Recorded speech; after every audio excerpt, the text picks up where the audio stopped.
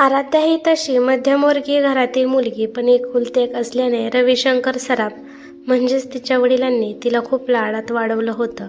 आणि आराध्याची आई किशोरीताई आराध्याला एक क्षणही डोळ्यासमोरून दूर करत नव्हती. आराध्याचं कॉलेजचं शिक्षण पूर्ण झालं आणि तिच्यासाठी मुलगा पाहण्याची मोहीम सुरू झाली. आराध्या एकुलते एक सुसंस्कृत आणि सुशिक्षित असल्यानं तिच्यासाठी तिला शोभेल असा मुलगा शोधण्यात आला. हर्षवर्धन म्हात्रे असं मुलाचं नाव. हर्षवर्धन खूप मोठा बिझनेसमॅन होता. पूर्ण शहरात त्याचं नाव होतं. एवढ्या श्रीमंत घरातून आराध्याला मागणी येण्याचं एकच कारण होतं. हर्षवर्धनच्या आई आशाताई यांनी आराध्याला मंदिरात पाहिलं होतं, तेव्हाच त्यांना आराध्या सून म्हणून आवडली होती. म्हणून त्यांनी हर्षवर्धनसाठी आराध्याला मागणी घातल्याने दोघांचं लग्न जुळून आलं. आराध्याचे आईवडील खूप खुश होते, कारण त्यांची मुलगी एवढ्या श्रीमंत घरातली सून होणार होती. आणि हर्षवर्धनचे आईवडील देखील खूप खुश होते, कारण आराध्यासारखी गुणी मुलगी त्यांच्या घराची सून होणार होते. आराध्या मध्यमवर्गीय घरातली मुलगी असूनही खूप प्रेमाने हर्षवर्धनच्या घरच्यांनी आराध्याचं त्यांच्या घरात स्वागत केलं. हर्षवर्धनला मात्र आराध्या आवडली नव्हती. ती सुंदर होतीच आणि सुसंस्कृत होती, पण हर्षवर्धनला आराध्या न आवडण्याचं एकच कारण होतं, ती मध्यमवर्गीय घरातली होती. आराध्याला याची काहीच कल्पना नव्हती. घरच्यांच्या आग्रहामुळे, विशेष त्याच्या आईच्या आग्रहामुळे त्याने हे लग्न केलं. लग्नाच्या काही दिवसानंतर हर्षवर्धन आणि आराध्याला एक सरप्राईज म्हणून हर्षवर्धनच्या घरच्यांनी, म्हणजेच त्याच्या 2 बहिणी, त्यांचे पती आणि आईवडील यांनी हनीमूनसाठी गोव्याचे तिकीट हर्षवर्धनच्या हातात दिले. हर्षवर्धनला जायची मुळीच इच्छा नव्हती, पण त्याचा नाईलाज होता.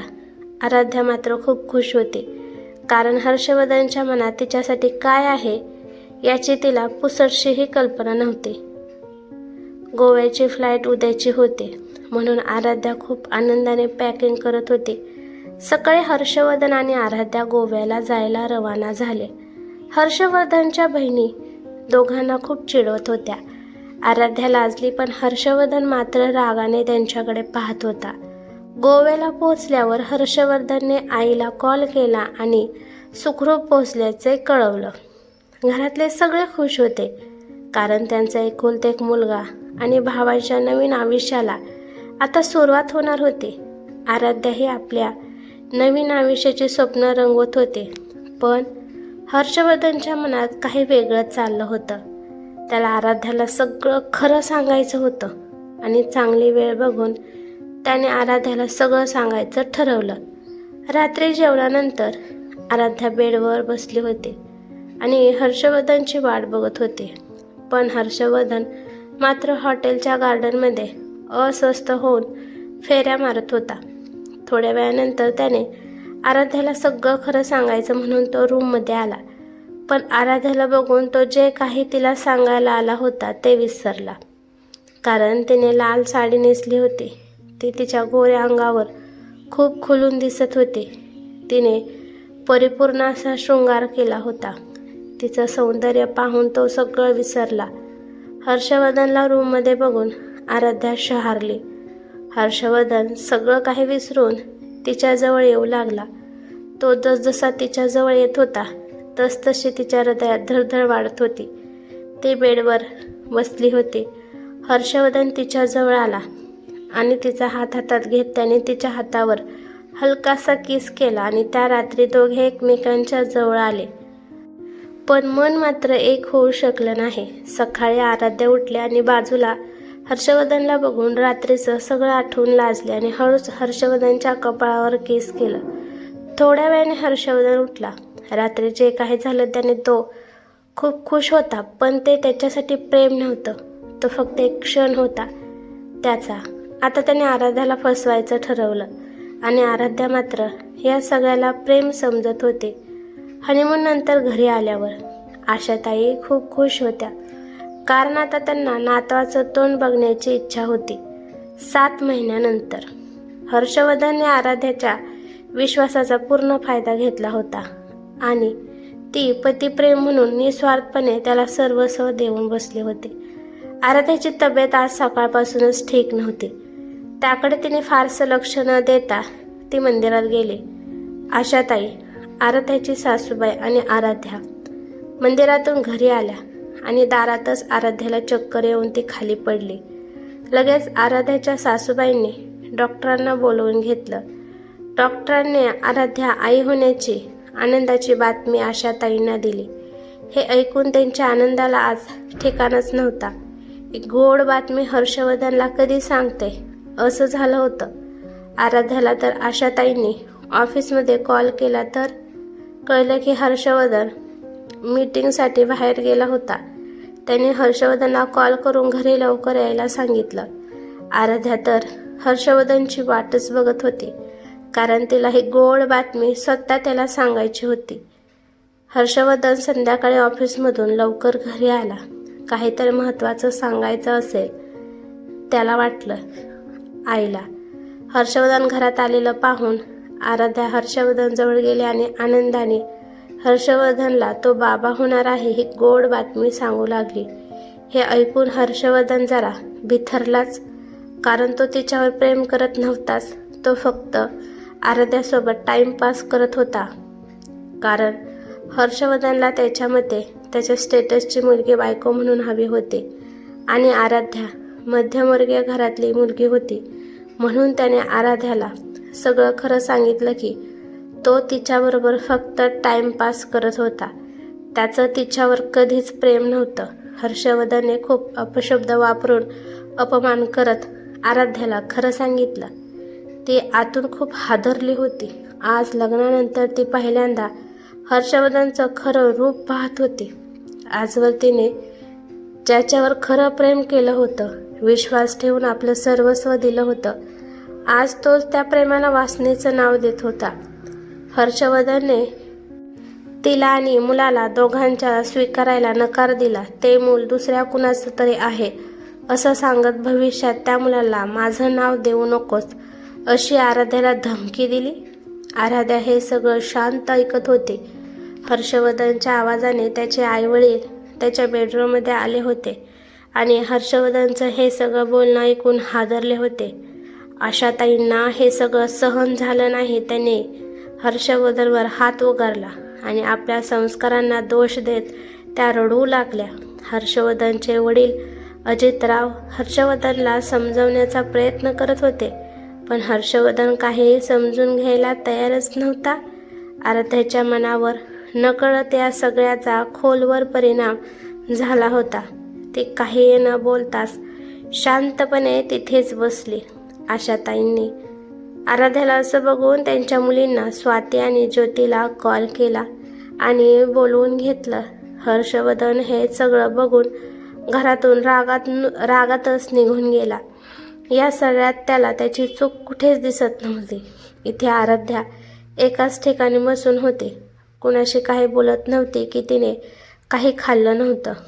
आशाताई आणि अजितराव आराध्याशी बोलण्याचा प्रयत्न करत होते, पण ती कशालाच प्रतिसाद देत नव्हती.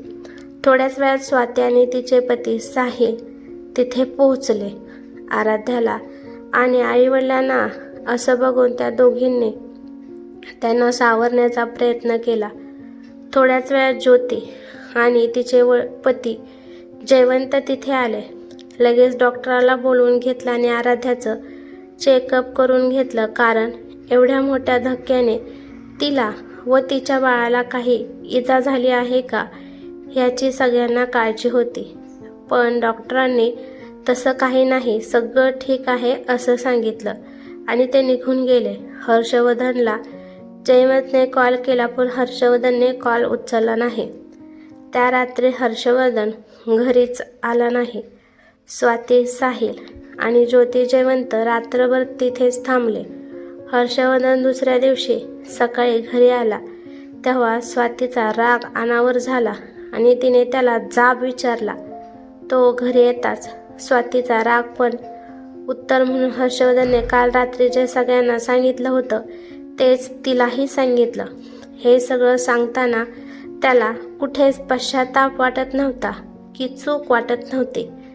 आता हर्षवर्धन आराध्याशी पूर्णपणे वाईट वागू लागला. आराध्याला रूममध्ये बघून तो रागातच तिच्याजवळ गेला आणि तिला रूम बाहेर काढत तिला म्हणाला, माझ्या नजरेसमोर तू राहू नकोस. तुझ्यासारख्या मुलींना मी चांगलंच ओळखतो. तुला किती पैसे पाहिजे सांग आणि माझ्या आयुष्यातून कायमची निघून जा. एवढं सगळं बोलून हर्षवर्धन शांत बसला नाही, कारण त्याला त्याच्या संपत्तीचा गर्व होता. त्याने तिला रागातच तिच्या गरोदर अवस्थेत खाली ओढत आणला आणि घर, गाडी आणि सगळ्या महागड्या वस्तू दाखवत होता. आणि माझ्यासारख्या श्रीमंत आणि नामांकित माणसासाठी तुझ्यासारखी मध्यमवर्गीय मुलगी कशी योग्य नाही हे दाखवत होता. आराध्या हा सगळा अपमान शांतपणे सहन करत होती आणि घरातले सगळे हर्षवर्धनच्या अशा वागण्याने आणि आराध्याची अशी अवस्था बघून हतबल झाले होते. पण हर्षवर्धनवर काहीच परिणाम झाला नाही. स्वाती आणि साहिल थोड्याच वेळात निघाले.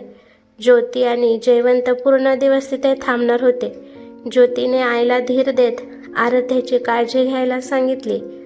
अजितरावांचा या सगळ्यावर विश्वासच बसत नव्हता. आपल्या मुलाला संस्कार देताना आपण कुठे कमी पडलो याचाच विचार करून सारखे स्वतःला दोष देत होते.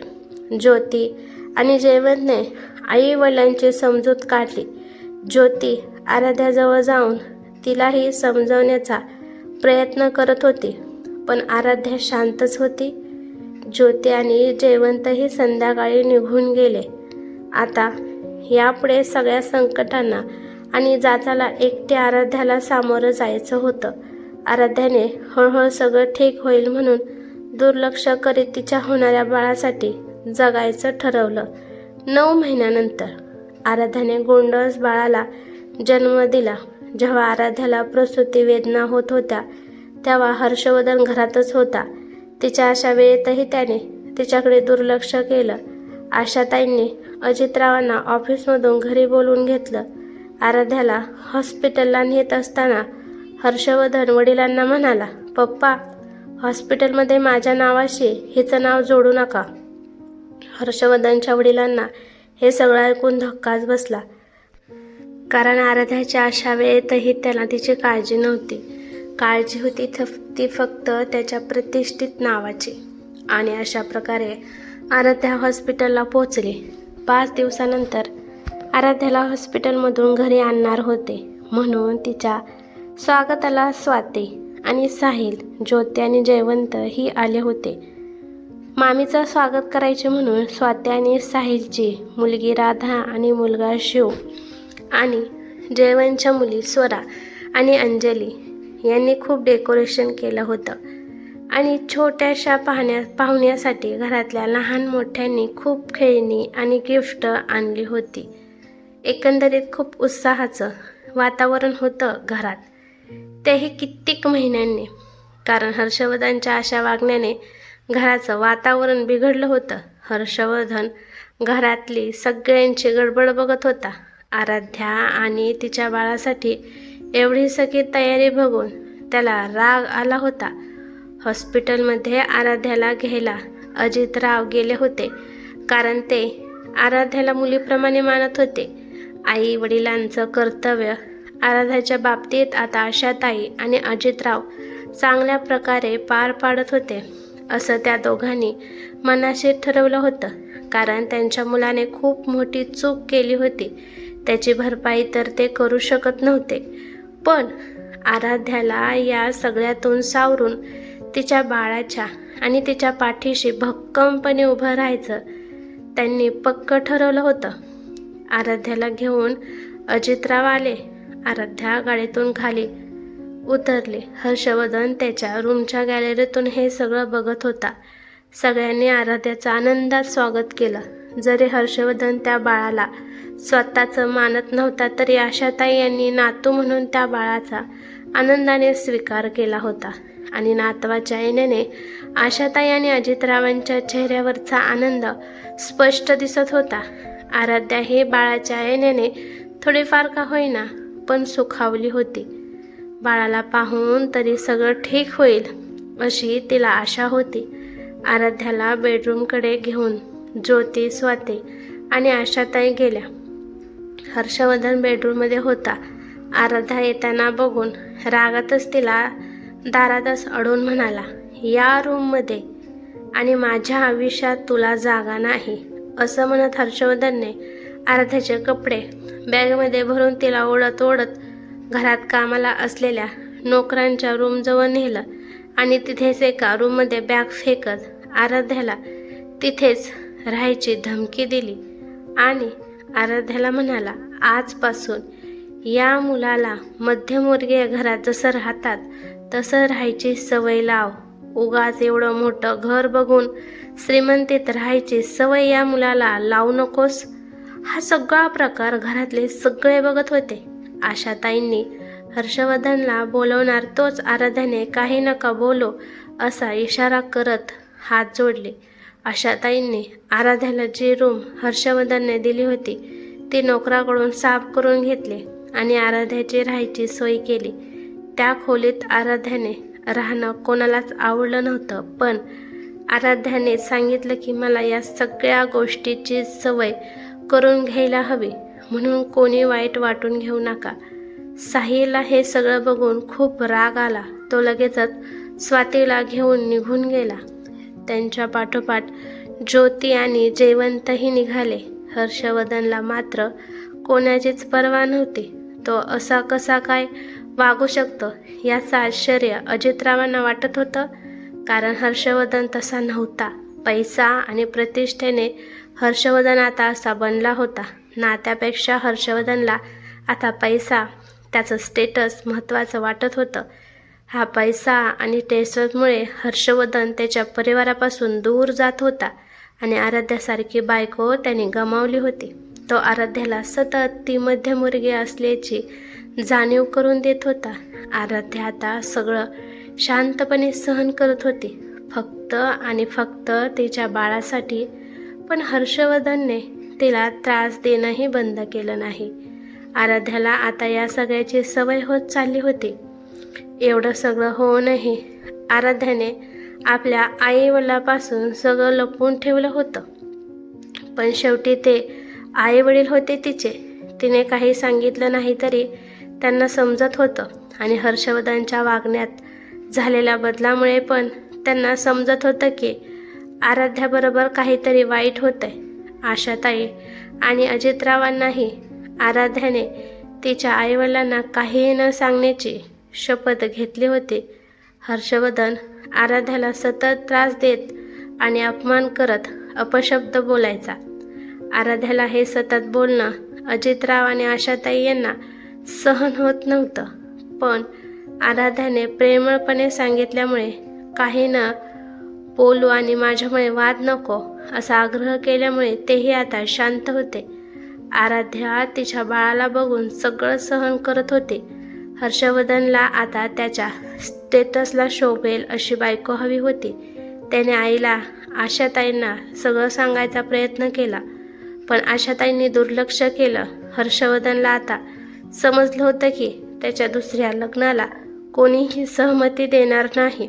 हर्षवर्धन एक रेस्टॉरंटमध्ये मीटिंगसाठी गेला होता. तिथेच त्याची ओळख स्वरासोबत झाली. स्वरा ही एका मोठ्या कंपनीच्या ओनरची मुलगी होती. हर्षवर्धनला ती आवडली कारण ती श्रीमंत घरातली मुलगी होती. त्याने तिची कुठलीही प्रकारे चौकशी न करताच मैत्री केली. हळूहळू त्या दोघांचं भेटणं वाढू लागलं आणि त्यांच्या मैत्रीचं रूपांतर प्रेमात झालं. हर्षवर्धनला माहीत होतं की या लग्नासाठी घरात कोणीही परवानगी देणार नाही, म्हणून त्यांनी कोणालाही न सांगता लग्न करण्याचं ठरवलं. स्वराच्या आईवडिलांना हर्षवर्धन भेटला.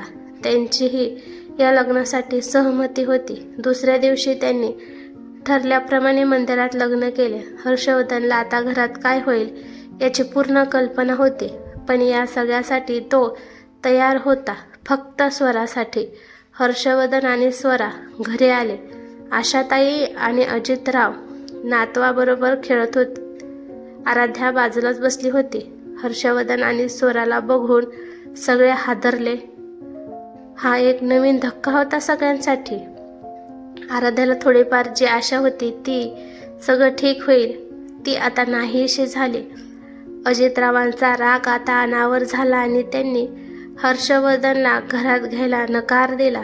आशाताई खूप रागात होत्या. त्याही हर्षवर्धनला खूप बोलत होत्या. अजितरावांनी हर्षवर्धनवर कधी नव्हे तो आज हात उगारला. आराध्याने अजितरावांना आणि आशाताईंना समजावून हर्षवर्धन आणि स्वराला घरात घ्यायला सांगितलं.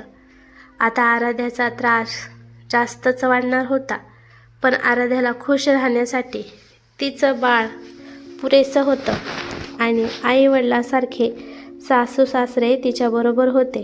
हर्षवर्धन आणि स्वराच्या लग्नाची आज पहिली रात्र होती. हर्षवर्धनने जाणून बुजून पहिल्या रात्रीची त्यांच्या रूमची डेकोरेशनची जबाबदारी आराध्याकडे सोपवली.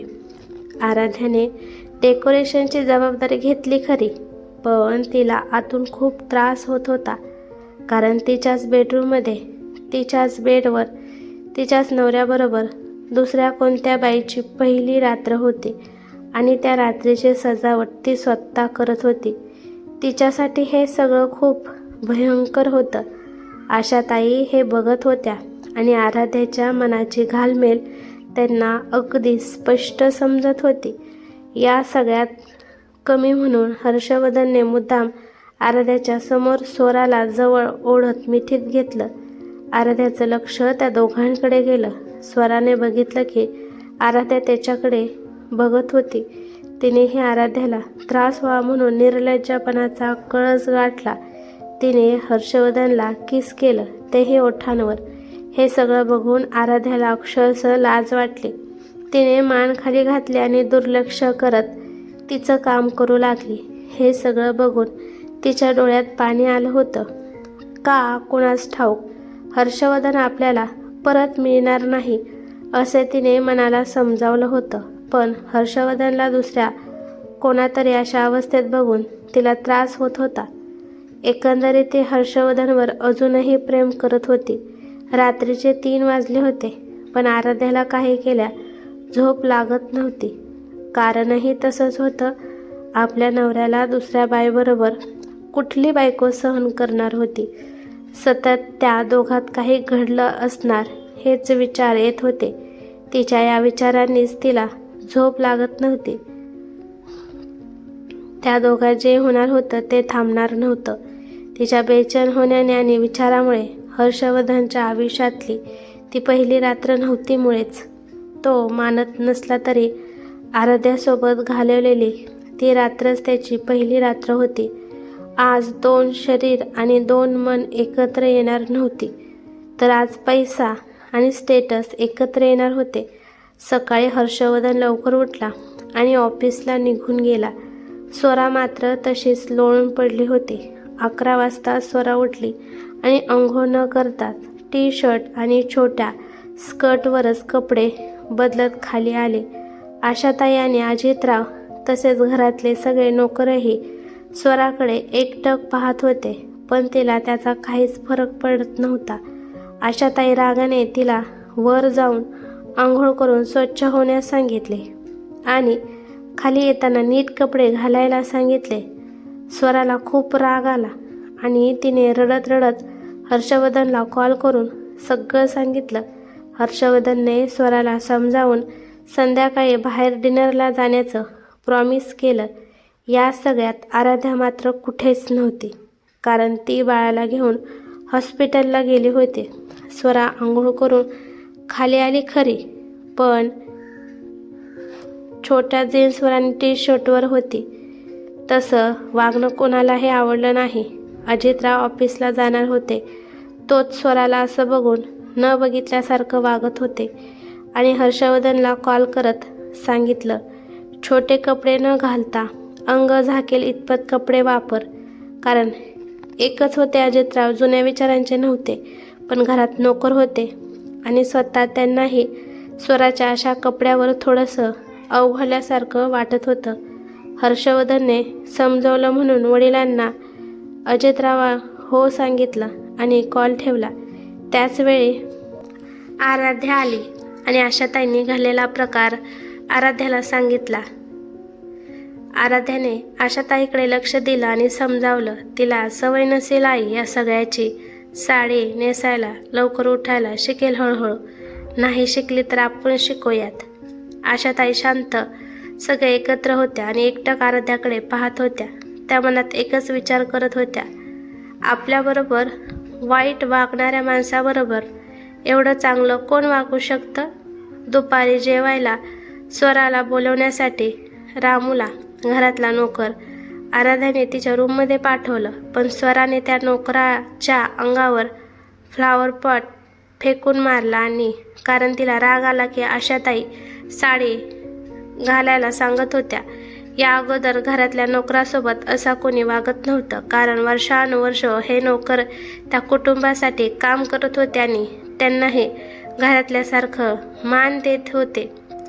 आज स्वराने चक्क फ्लावर पॉट फेकल्यानं रामूला दुखावलं.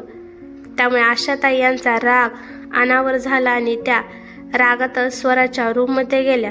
आराध्याही त्यांच्या मागे गेली. आशाताई रागात स्वराला म्हणाल्या, पैसा सगळं काही नसतो. रामू जरी गरीब असला तरी वयाने तुझ्यापेक्षा मोठा आहे, म्हणून थोडा मान ठेवत जा समोरच्याचा. पैसा आहे म्हणून तू कोणाचाही अपमान करशील असं होत नाही. आम्ही नोकर असले तरी त्यांना घरातल्यासारखा मान देतो. माफी माग रामूची. पण स्वराने माफी तर काही मागितली नाही, उलट रागातच त्यांचा अपमान करत त्यांना म्हणाली, माझ्याशी नीट बोलायचं. नसेल जमत तर नका बोलत जाऊ आणि माझ्या मर्जीप्रमाणे मी कपडे घालणार, वागणार. मला बोलणाऱ्या तुम्ही कोण आहात? आणि नोकराने नोकरासारखं वागायचं. हे आराध्याने स्वराला समजावून सांगितलं की आशाताईंना असं उलट बोलू नकोस. स्वराला आराध्याचाही राग आला. ती तिलाही रागात म्हणाली, तू तर मला समजावूच नकोस. तुझी तर लायकीच नाही माझ्याशी बोलण्याची. आणि हो, आता माझ्याशी बोलताना तुझा स्टेटस बघत जा जरा. स्वरा तर सेम टू सेम हर्षवर्धनप्रमाणे बोलत होती. आराध्या स्वराचं बोलणं ऐकून एकदम शांत झाले. आराध्याला स्वराने असे बोलेल आशाताईंना सहन झाले नाही. त्यांनी स्वराच्या कानाखाली लगावली. स्वराने रडतच हर्षवर्धनला कॉल केला आणि घर सोडून जात आहे असं सांगितलं. हे ऐकून हर्षवर्धन लगेचच घरी आला आणि रागातच आराध्यावर हात उचलला. त्याला हे सगळं होण्याचं कारण आराध्याच वाटत होते. हर्षवर्धन परत एकदा आराध्यावर हात उचलणार होता, तोच आशाताईमध्ये पडल्या. पण आपल्यामुळे घरात वाद नको म्हणून आराध्याने आशाताईंना थांबवत ती तिच्या रूममध्ये निघून गेली. पण स्वरा मात्र काही केल्या राहणं थांबत नव्हती. समजावण्यासाठी म्हणून हर्षवर्धन तिला बाहेर मोकळ्या हवेत फिरायला घेऊन गेला. एरवी हर्षवर्धनने स्वरा कामाच्या बाबतीत स्ट्रिक्ट असताना आता स्वरासाठी कामही सोडायला तयार होता. आराध्या पूर्ण दिवस जेवलीच नव्हती. तिचा पूर्ण दिवस राहूनच गेला. पण नंतर तिने बाळाला बघितलं आणि स्वतःला सावरलं. स्वरा आणि हर्षवर्धन परत आले. अजितरावांनी हर्षवर्धनला विचारलं, आज ऑफिसमध्ये नव्हतास, कुठे गेला होता? घडला प्रकार अजितरावांना माहीत नव्हता. हर्षवर्धनने जे पडलं होतं ते सांगितलं, पण त्याने आराध्यावर हात उचलला होता ते लपवलं. कारण त्याला माहिती होतं की अजितरावांना समजलं तर त्याची काही खैर नव्हती. कारण ते आराध्याला आपली मुलगी मानत होते. लहानपणापासून आईवर, आशाताईवर जीवापाड प्रेम करणारा हर्षवर्धन आज स्वरासाठी आईला दुर्लक्षित करत होता. 3 वर्षानंतर आराध्याच्या बाळाचं ओम नाव ठेवलं. ओम आता 3 वर्षाचा झाला होता. दिसायला गोरापान आणि हुशारही होता. शाळेत ॲडमिशन ओपन होणार होते असं आराध्याला तिच्या मैत्रिणीकडून समजलं.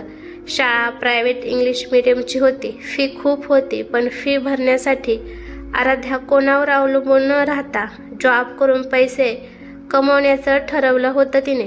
कारण तिला हर्षवर्धनने सांगितल्याप्रमाणे आणि तिला मध्यमवर्गीय मुलाप्रमाणे ओमला वाढवायचं होतं. कारण आराध्याला पैशापेक्षा नाती महत्त्वाची असतात हे शिकवलं होतं. ओमला रात्री जेवताना आई आणि बाबांना म्हणजेच आशाताई आणि अजितराव ओमबद्दल सांगायचं आराध्याने ठरवलं होतं आणि ठरवल्याप्रमाणे आराध्याने जेवताना ओमबद्दल सांगितलं. आशाताई आणि अजितराव खुश झाल्याने होकार देत म्हणाले, कुठल्या शाळेत विचारत आहे? आम्ही ओमचं सगळं बघणार. तोच हर्षवर्धनमध्येच बोलला, हिच्या मुलाचं आपल्याला बघायची काहीच गरज नाही, तिचं ती बघून घेईल. आशाताई हर्षवर्धनला रागात म्हणाल्या, तू मानत नसला ओमला मुलगा तरी आम्ही त्याला आमचा नातू मानतो.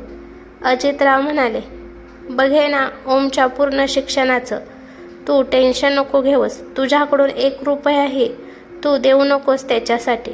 स्वरा कधीपासून शांत बसून बघत होती. स्वराने आता बोलायला सुरुवात केली. ती म्हणाली, हिच्या मुलाचा खर्च आपल्या घरातल्या पैशातून का? तिला तिच्या मुलाला शिकवायचं असेल तर तीच ती बघेल. यावर स्वरा बाजू घेत हर्षवर्धन बोलला, तुझ्या आणि तुझ्या मुलाच्या ज्या काही गरजा असतील त्या तू कमवून पूर्ण करायच्या. यापुढे घरातला एकही पैसा तुझ्यासाठी आणि मुलासाठी मी कोणालाच खर्च करून देणार नाही. स्वतः कमवून ओमला शिकवायचं हे आराध्याने आधीच ठरवलं होतं.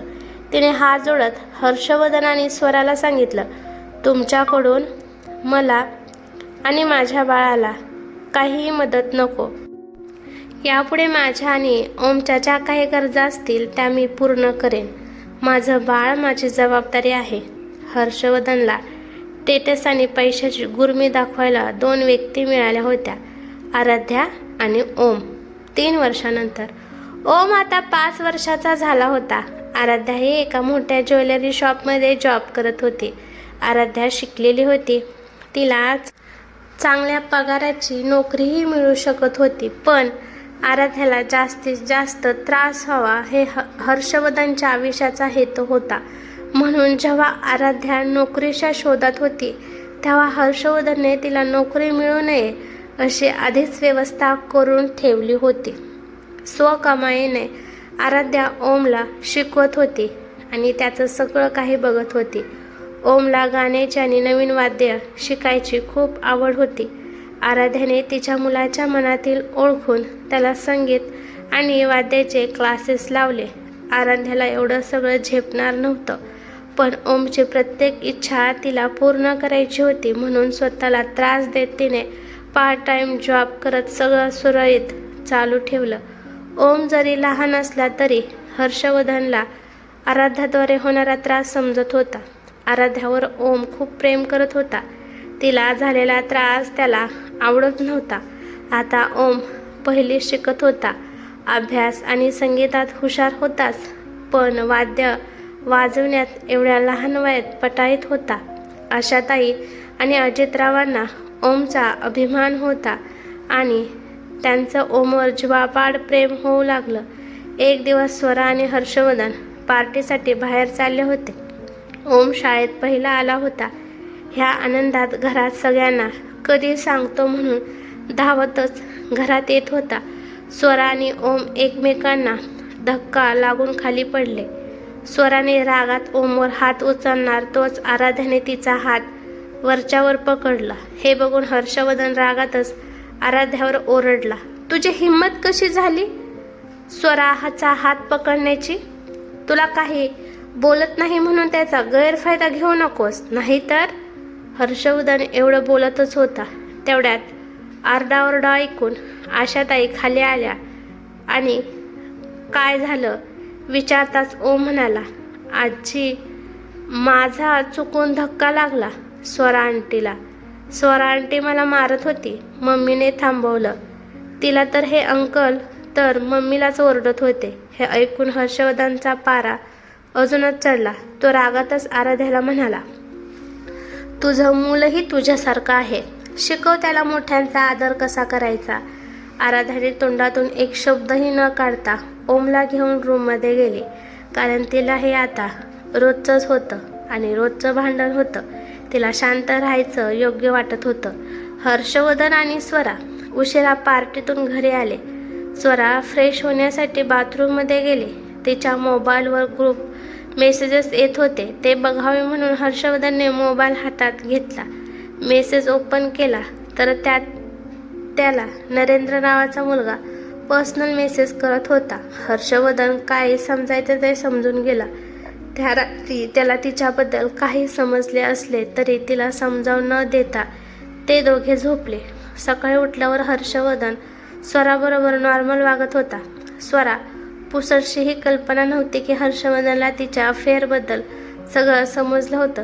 रात्री हर्षवर्धनने स्वराबद्दल नरेनचा नंबर स्वतःच्या मोबाईलमध्ये सेव्ह केला. हर्षवर्धनने नरेनची डिटेल काढण्यास सुरुवात केली.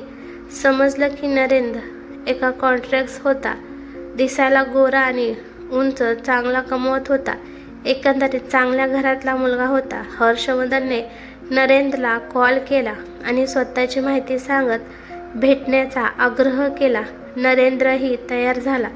त्यांनी एका हॉटेलमध्ये भेट ठरल्याप्रमाणे दोघे भेटले. थोडंफार नॉर्मल बोलणं झाल्यावर हर्षवर्धनने स्वराबद्दल फोटो दाखवला आणि विचारलं, हिला ओळखतोस का तू? नरेंद्र म्हणाला, हो ओळखतो, पण हा फोटो तुमच्याजवळ कसा? हर्षवर्धन म्हणाला, तू आधी सांग हिला ओळखतो का, मग मी तुला सांगतो मी तिला कसा ओळखतो. नरेंद्र जरा चक्रावला आणि म्हणाला, हो ओळखतो, माझी गर्लफ्रेंड आहे ही. गेल्या 5 वर्षापासून आम्ही एकत्र आहोत आणि लवकरच लग्नही करणार आहोत. हर्षवर्धनच्या पायाखालची जमीन सरकली. तो समोर म्हणाला, गेली 5 वर्ष स्वरा मला फसवत होती. हर्षवर्धन पुढे नरेंद्रला म्हणाला, आमचं लग्न झाले 5 वर्षापूर्वी आणि मी बाळासाठी स्वराला गेली 2 वर्ष फोर्स करतोय, पण ती मानत नव्हती आणि आज समजलं की तिला बाळ का नको होतं. हे ऐकून नरेंद्रला काय बोलावं सुचत नव्हतं. हर्षवर्धन आणि नरेंद्र मिळून एक प्लॅन रचला ज्यात स्वराला अडकवायचं होतं आणि सगळं खरं तिच्या तोंडून ऐकायचं होतं. ठरल्या प्लॅनप्रमाणे नरेंद्रने स्वराला कॉल केला. घरात कोणी नसलं तर मला बोलवून घे. प्लॅनप्रमाणे हर्षवर्धनही घरातून बाहेर जात होता म्हणून आशाताई आणि अजितरावांना स्वराबद्दल सगळं खरं सांगितलं आणि घरातून थोड्या अंतरावर थांबले. आराध्या जॉबवर आणि ओम शाळेत गेला होता, म्हणजे घरात कोणीच नव्हतं. स्वराने नरेंद्रला कॉल केला आणि बोलवून घेतलं. आधी स्वराबद्दल हर्षवर्धनने घरात सगळीकडे कॅमेरे लावले होते. ठरल्याप्रमाणे नरेंद्र आला. घरात कोणीच नव्हतं म्हणून स्वरा खूप मज्जेत होती. नरेंद्रने हर्षवर्धनचे नाटक करत स्वराला मिठीत घेतलं आणि ती दोघं किती वर्षापासून एकत्र आहेत आणि हर्षवर्धनला जी माहिती पाहिजे होती ती नरेंद्रने स्वराकडून बोलवून घेतली. ती जे काही बोलत होती ते सर्व कॅमेऱ्यात रेकॉर्ड होतं, पण हे सगळं हर्षवर्धनला माहीत होतं. हिचा कल्पनाही तिला नव्हती. नरेंद्रने स्वराच्या नकळत हर्षवर्धनला मेसेज केला, आपलं काम झालं आहे. तो आई वडिलांना, आशाताई आणि अजितरावांना घेऊन या. हर्षवर्धनला बघून स्वरा खूप घाबरली. तिला काय बोलावं सुचत नव्हतं.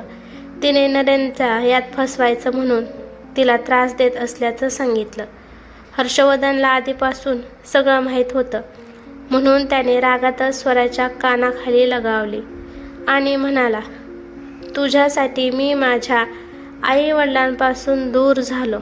तुझ्यावर जीवापाड प्रेम केलं आणि तू काय केलं तर 5 वर्षापासून लग्न झाल्यापासून मला फसवत राहिलीस. नरेंद्रवर असा खोटा आरोप केला, त्याचाही पारा चढला होता. रागातच हर्षवर्धन स्वराकडे जात तिला खेचत आपल्याकडे वळवला आणि तिच्यावर हात उगारला आणि म्हणाला, तुझं लग्न झालंय हे मला तू आधी का नाही सांगितले? तू माझ्याबरोबर असं वागशील असं मला स्वप्नातही वाटलं नव्हतं. आजपासून आपलं नातं संपलं. समजलं की पैसा सर्व काही नसतो, नाती किती महत्त्वाचे असतात. आज हे हर्षवर्धनला कळलं. आशाताई हर्षवर्धनला कुशीत घेऊन म्हणाल्या, आज तुला पैसा आणि नात्यातला फरक समजलाय. चांगलं झालं. तुला समजायला खूप उशीर झाला बेटा, पण असो, माझा पूर्वीचा माझ्यावर जीवापाड प्रेम करणारा मुलगा मला भेटला. तर पुढील भागात पाहू की हर्षवर्धन आणि आराध्या यांचं नातं पुढे जाईल का? हर्षवर्धन आराध्याला बायको म्हणून स्वीकारेल का? हे आपण उद्याच्या भागात पाहू. तोपर्यंत धन्यवाद.